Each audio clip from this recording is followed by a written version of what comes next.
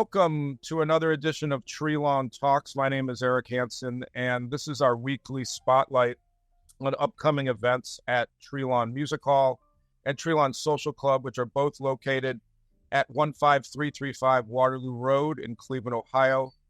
And we're really excited to have Elana James with us, who is from the Hot Club of Cowtown. They're going to be performing at Treelawn Music Hall this Thursday, April 4 at 7:30 p.m. Tickets are available. The Treelawn.com is the website. And Elana, thank you so much for being here.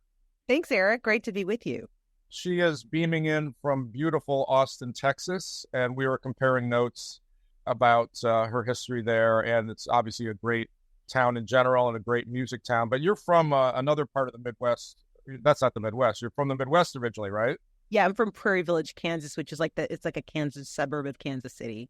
That's the real Midwest. In Ohio, we pretend we're in the Midwest, but it's not really. But anyhow, so Hot Club, can you talk a little bit about your musical upbringing? Were you violin? I know people say violin and fiddle, and there's some differences, but were you a classical player? I don't really know much about your really early upbringing with the instrument. Yeah, I grew up my mom's a violinist, so she's a classical violinist, and I to hear her, playing and stuff like that. And Right. I decided I wanted to do that. And so when I was 3, I started playing like Suzuki violin and just did Awesome. classic.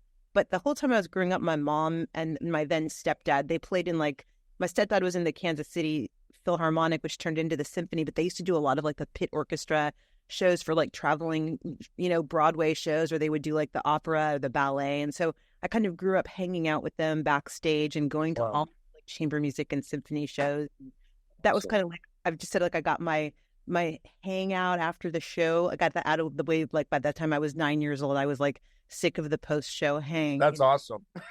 But I was always into like fiddle music, even though I was afraid of it because I thought it was like this slippery slope to ruin, and so I was. But I loved, playing chamber music and stuff. But in high school, I started to realize that if I went out to like Westport, which was like, it was the bohemian kind of artsy part of town, I would just like play my violin on a corner. That's awesome. Unbelievable. Yeah, that's great. Those two were already starting to kind of coalesce even when I was like in high school. That's killer. I like that. So whenever I see Hot Club, I think of, all the different hot clubs, like Hot Club this, that. There's a Hot Club of Cleveland, I think. I have to find, but a Hot Club of Detroit and obviously Hot Club of Paris. How did that name evolve? And I know it's a mishmash, and I know your genres are pleasantly intertwined with lots of things, but can you talk about the name and then how that set you in this direction?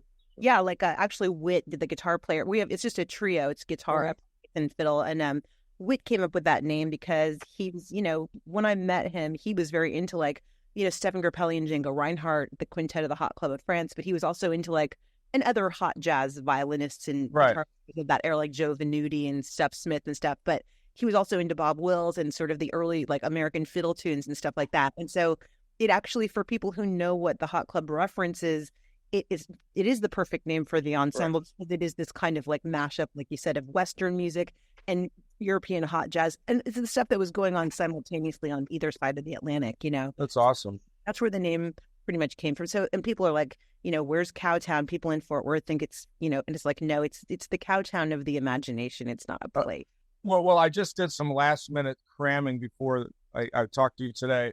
And I had been thinking that Cowtown was a nickname for Austin, which is so not true. And I just thought you were playing with that. And then, then I educated myself on Western swing and some other things. So, Western swing is something that I'm not as familiar with. I actually saw a Western swing dance lesson, but what's the history of that and how does that figure into what you all do?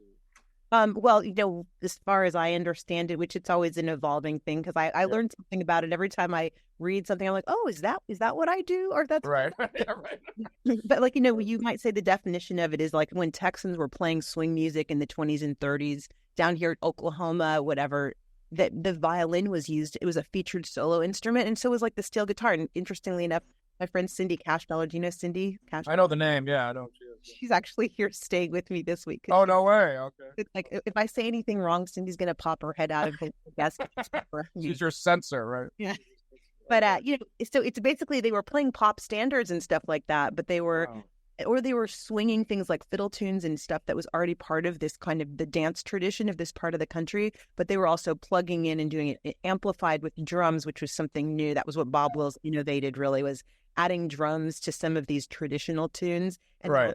like the pop standards from like the big band charts or whatever, just rearranging for steel guitar and fiddle and electric mandolin. Like, so that's what Western swing is. It is a jazz form. It's like it's an improvised American roots style, but it has I love that. With jazz, and it's a that's awesome. What's your repertoire like? I mean, you have a lot of originals or a lot of covers, or does it change all the time? And is it vast? How big is your book, so to speak? It's pretty vast. We try to mix up the show. Like the show that we'll do this week, we have our wonderful bass player Bo. He lives in Chicago actually, and we try to mix it up. So it's like we do some Django Reinhardt and Stefan Grappelli standards. We do a lot of our own material. We do Bob Wills fiddle tunes, and we just kind of it's almost like Whit has said, like we kind of might be like a contemporary band to bands like 1937. So awesome. We do originals like in that style and stuff like that. We try. I guess I don't know if this is a seated show or a dancing. It is, but there's room to dance. Yeah. So, if we play a dance, we tend to like go more in one direction just to keep people dancing. Seated shows, we do maybe different kinds of stuff to also keep it interesting in a different way. But we have a pretty broad book, as you said, and we always trot out new stuff. And actually, we've got some new songs that we've just added. We're going to do some recording in Chicago, actually, right now. Nice. Your show. So. Oh, that's exciting. We discussed briefly before airtime here about the other groups you've toured with, and because of the sort of eclectic nature of your genre influences, you've gone on the road with a lot of different types of groups, and I wonder how that happens and how those audiences accept you, or what. I know you've played for Bob Dylan, Brian Ferry, some others, and obviously it's kind of a wide range, but I think I can imagine you being appealing to all those audiences. Is that exciting or scary when you're playing in front of these different types of audiences? Yes, it's totally thrilling. But, across the board, I've pretty much noticed that, like, if someone is a fan of the headliner, I feel like, especially if you're touring with the headliner, they know that person has picked you guys. Totally. Something that they want to open their show or a vibe. Right. So we've been greeted with like a kindness and enthusiasm from those audiences. At least I've never known anybody who's been like horrified that we've slowdowns before and Frank Perry, whatever.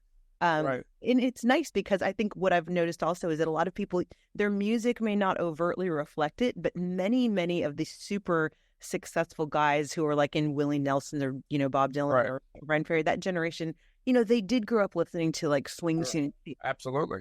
And it's like, that doesn't necessarily come out so specifically in what they wrote and created, but they love that kind of music. And like I said, we've stayed pretty traditional, and so I think it's a nice, like a precursor of their set in a way. It's almost like a historical little course that opens the show for 36 minutes, and it kind of, That's perfect. So not many openers, scratch that in. So that's really exciting. How did you survive the pandemic, and how has it been getting out of it? And do you think anything's different now out there in your experiences as a touring musician, or? That's a whole other interview. We should. Yeah, I know. I'm sorry. In 10 seconds or less, I think that I don't think things are quite back to normal, but I also think our audiences are maybe more flexible than I would have given them credit for. Like our bass player that was with us for 20 years, Jake, he left during the pandemic. He just decided he just wanted to retire. He didn't want to tour anymore, but that was really very difficult for us. And also Dylan tour booked for May 2020 or June or the summer of 2020. And we lost that tour, obviously, because the whole tour was canceled. Yeah. So that was totally brutal. But since that time, we've had a couple of different bass players. And even right now, we do some shows with one bass player and some with another, depending on geographically or who's available. Right. That's something I would never have dreamed of previously. I thought that like identity was like absolutely solid. Right. He's absolutely solid. The repertoire. And what I've realized is just like you either adapt and do things the way it's possible, or you stop playing. And so we've done like some adapting, and I've been kind of like sort of gratified to see how much our audience has kind of gone with it. And that's awesome. As we do that, I've noticed that other bands are kind of doing that too. Like there's an illusion that everything's fine and everyone's back up and running. At least that's what, and everyone wants to kind of present things as if that's the case. But I would say, speaking for myself, actually that's not fully true. I agree. So no safety net sometimes. You're taking more chances here and there. Yeah. Right. Yeah. And out of necessity, and it's good. It's good to break things up. personally, I hate change, and I've been forced to be Right. like, swimming deep within change. Yeah. Once again, we're speaking with Elana James from the Hot Club of Cowtown, playing at Treelawn Music Hall this Thursday in beautiful, the Collinwood section of Cleveland, Ohio. It really is beautiful. And it's a great venue, restored from 1927. And I think people enjoy it. It's a 7:30 show. Tickets are at thetreelawn.com. One final question, Elana, if you don't mind. I've been a booking agent, so whenever there's a group like yours that doesn't need a piano or anything, I just imagine all kinds of cool spots you could play. What's the craziest and coolest place you've played, or you think of one, or I don't know if that's too broad of a question, but I just there's so many, because you're right. We play everything. We played, we've played the Molokai Rodeo. We played like a Majorca. We've played villages in Azerbaijan. We've played the arena opening for Brian Ferry. We've done like stadiums with Bob Dylan, or we played a show once in like Louisville for a single one guy. I mean, it's great because the band can it's all mobile. It's just the bass, the guitar, and the fiddle. That's it. Yeah. No, it seems very appealing, logistically and aesthetically. It is. Cool. Well, we're really thrilled to have you here, and thanks for your time, and enjoy the beautiful day in Austin. And once again, this Thursday, April 4th, Treelawn Music Hall, 7:30 p.m., Hot Club of Cowtown. Thanks again, Elana, so much. Thanks, Eric. Thank you.